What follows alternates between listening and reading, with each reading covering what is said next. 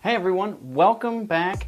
Kevin Kramer here, founder of drawingandcoloring.com and creator of this three-part video training series for you on shading masters. Now, in the first video, I taught you the two key concepts of using size and a grid system to really achieve amazing results and get extreme amounts of detail with less stress and no added skill. And I use those two approaches each and every time on all of my portraits and all of my drawings. They're the first step in every one. And I also gave you the three space-saving tips I use when I have limited space to work, no studio, and I showed you that it takes really no more time to use the gridding method to really plan out your proportions and get everything right. In this second video, I'm going to teach you my 4-step process for shading like a pro every single time. The 4 steps really break down the strategies that I use to draw all of my images just using only a few tools. I also am going to tell you the 3 things that hold most people back from making their own creative and original artwork and how you can sidestep them. Drawing realistic portraits has always been a passion of mine ever since I found Norman Rockwell's work, and it took me many years of practice and trial and error to figure out and perfect how to achieve amazing realistic images. And the strategies I'm teaching you, they enabled me to draw any image with confidence, extreme amounts of realism, and win contests that have gotten my work published in books like Strokes of Genius 3, The Best of Drawing, and the 2011 collection of Art Buzz, both of which been distributed around the world. I don't say that to impress you, but to let you know what's really possible when you use these techniques I'm showing you. I do have to assume that you're willing to put in the work to get better with your art, but like I said before, it only takes one technique to really take your skills to new heights. So if you haven't had a chance to watch the first video, I highly suggest you go back and watch it and come back to this one. It's the foundation for everything that I do. Once you have the outline drawn, the next thing you need to do is obviously fill in the shading and the tone. It's not all that hard if you follow a few simple steps and just kind of keep with those. Again, it really comes down to planning out your images. The more you plan, the better your images will come out. The hardest aspect of drawing for me started off when it was contrast. Adding more contrast was one of the scariest things that I had to overcome that helped bring my drawings to just new levels. I struggled with not going dark enough for a long time. I didn't want to go, I didn't want to ruin the picture. I didn't want to mess it up or not have to erase.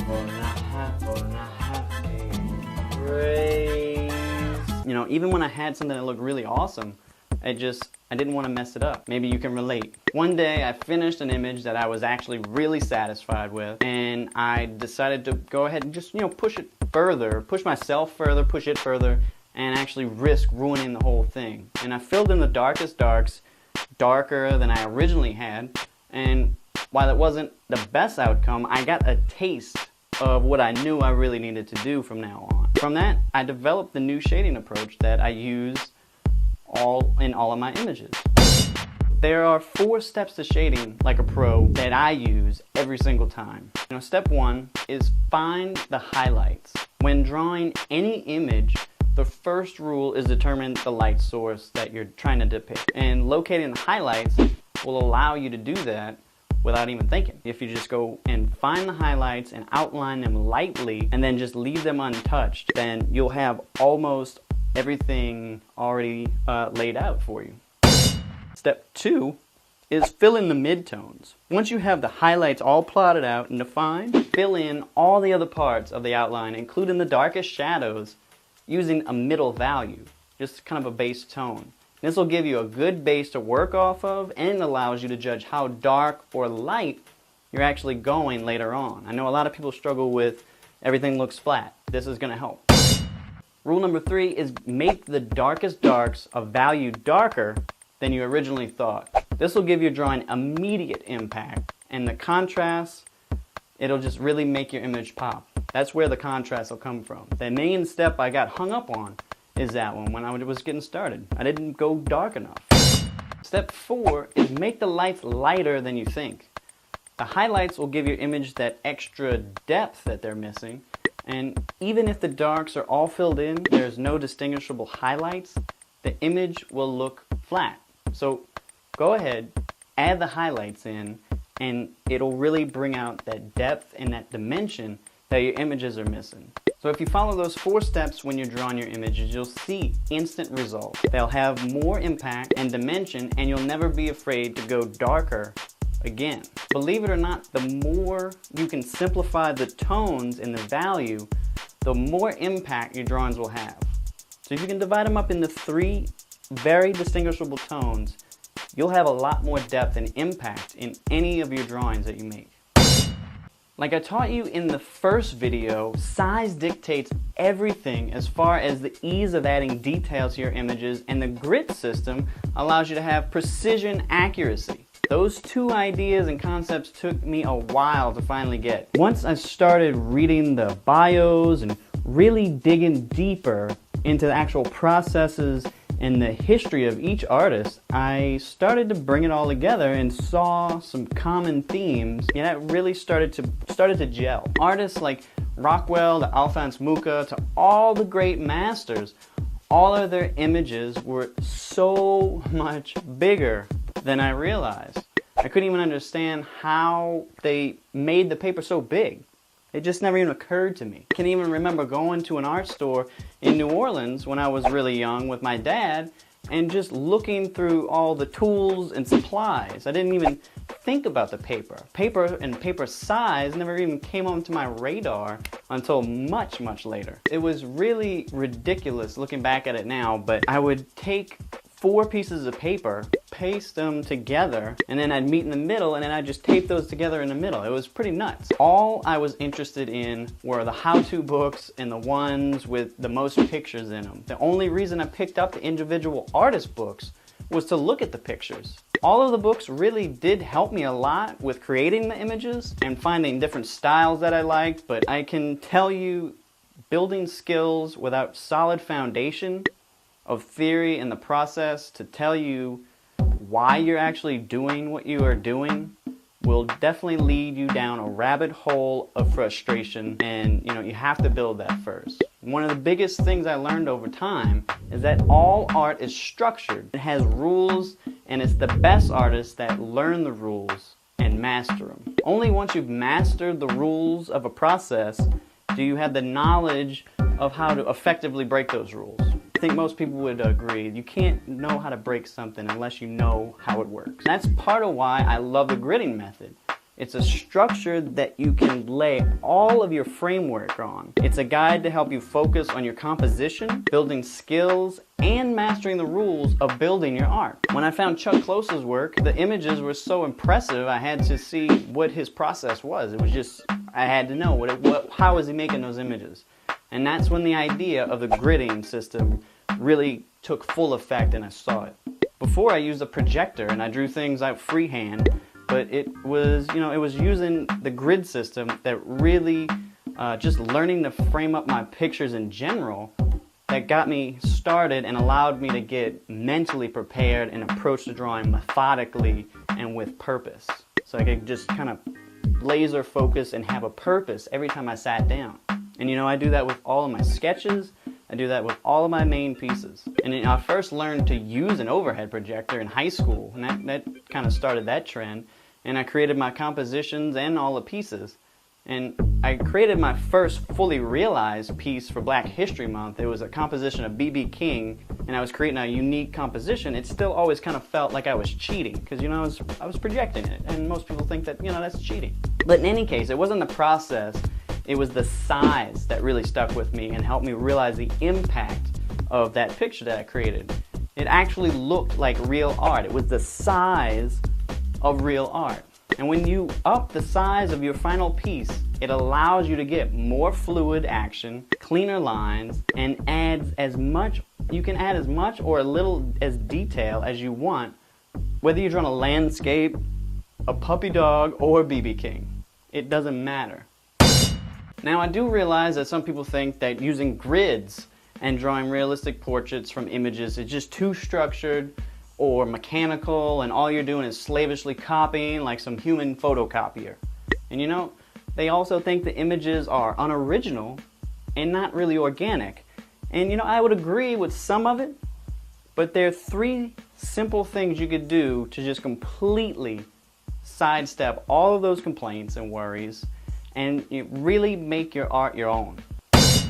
First thing that I would suggest and always encourage that you do is to always draw from original images or subjects that you personally have created or taken. It not only allows you to create original artwork, it helps you avoid any copyright infringements that could maybe come up later on if you try to enter into a contest, or any kind of galleries will mandatory that you have original work. They won't accept copies or recreations. All contests will require that you have original work anyway. So why not just go ahead and create your own images if you really want to practice and create. Taking pictures of source images and reference photos for use in your final drawings or sketches has been a part of the process since cameras became more accessible. And today, great cameras are even ridiculously cheap. You can, more than likely, your camera on your camera on your phone is better than the camera that I used to shoot the reference images for my signature Big Alex piece. Even Norman Rockwell used them almost exclusively to get his paintings completed. He said he had a horrible imagination and needed to see exactly what it would look like in order to draw it.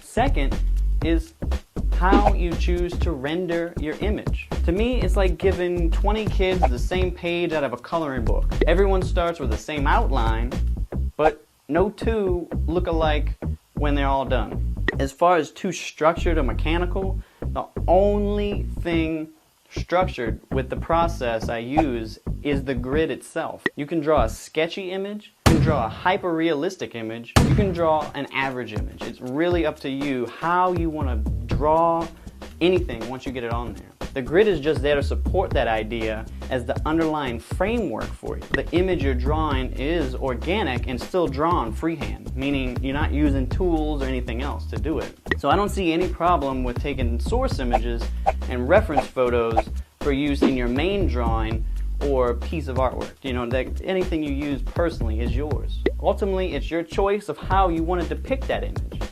That's the ultimate job of the artist anyway. It's your eyes showing what you see onto the paper. So any artwork you choose to make can be considered uninspired or mechanical. The key is to make it your own. And if you want to create a photorealistic image, there's still other elements that go into creating a drawing besides slavishly copying. Each artist's touch is different, and it comes through in your subjects that you choose, whether you're painting, drawing, or even sculpting. Your touch, your personality comes through whether you want to or not. Chuck Close's subjects are all really very generic and unflattering, and more often look like ID photos if they're not directly from that.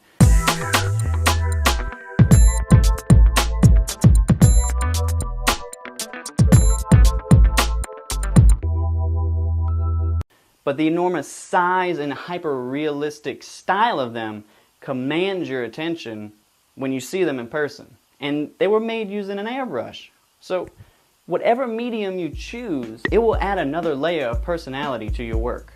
A quote I like is from one of the great artists and great teachers, Andrew Loomis, which says, "The early work of any artist known for breadth and looseness usually shows that he had to master detail before he could subordinate and eliminate it."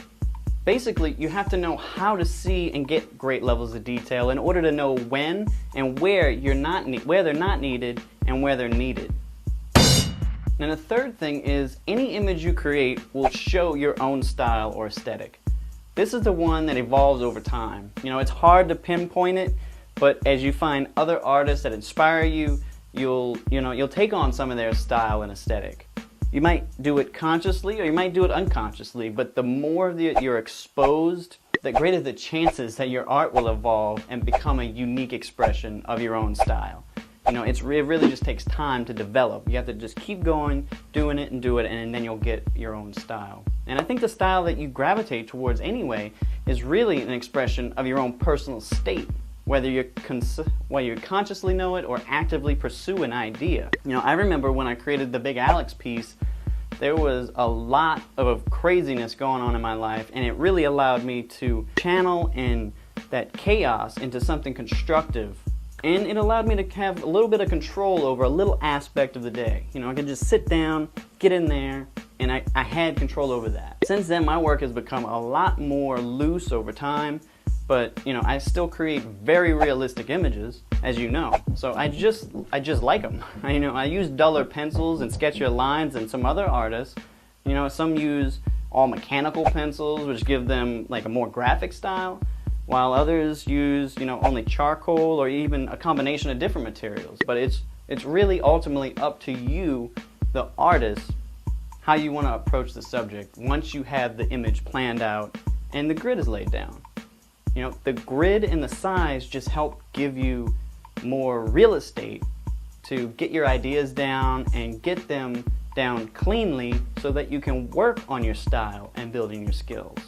Now, I hope that this video has really served you, and I know that these videos are probably a little longer than you're used to, but I hope it has really demystified and added some value to you in this process, and you know, has really shown you how you can draw amazingly realistic portraits like a pro and with confidence, and really be proud of the outcomes that you're achieving. You know, I know that if you really take these strategies and put them into play in your own drawings and artwork, then you put the time in, you'll get better, you keep practicing, you'll see huge impacts just like I did. You will achieve high levels of detail and mastery, and you'll be creating real art if you just use these techniques. Your confidence level soars when you know exactly what you need to do to achieve any outcome. And you know, having a system that you use to approach those problems really takes the worry out, and it allows you to laser focus your efforts in the right place. If you don't have a starting point, you'll be struggling the entire way through all of your pieces. So the grid really does that, and I know that these strategies work because I use them on all of my images that I create. And the 4-step process simplifies all of my shading. So in the next video, I'll talk to you even more about the #1 challenges people face in doing this. You've been struggling long enough. Just let's help you get those portraits and drawings up to the level of detail and quality that you really want, and build the confidence that I know that you can really draw, so that you know you can really draw anything you want with skill, and have it look as real as you decide you want it to look, not how it just might happen to come out. So I look forward to see you in the next video, but until then, enter any comments or questions below this video, and I'll do my best personally to respond to each and every one of them. So go ahead, enter them now, and I'll see you in the next video. And just go out there and remember, just keep it simple.